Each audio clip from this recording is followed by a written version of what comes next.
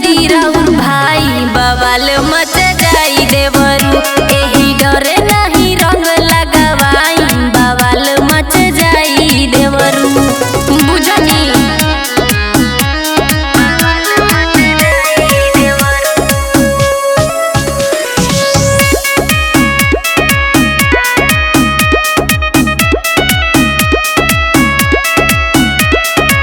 भौजियो देवरे के होला होली रंग लगावाला तू केहू न बोली। सुना बावे ना शरम तहरा ऐसन बुझाला आस पड़ोस में हो जाई हाला।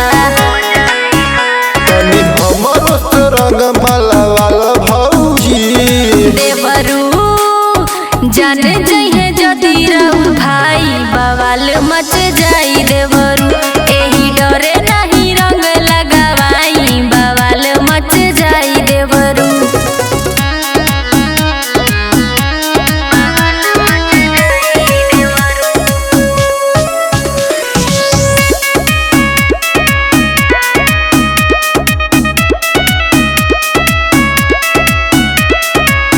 रंग लगाई बस हमारे बाबारी कुछ तू करी हो न दी हो तो गारी। अज देवर से रंग ना लगाई कौशल राजा के का हम बताई। तो इससे तू कर न मनाई भौजी देवरू जान जइहे जदी राउर भाई बवाल मच जाई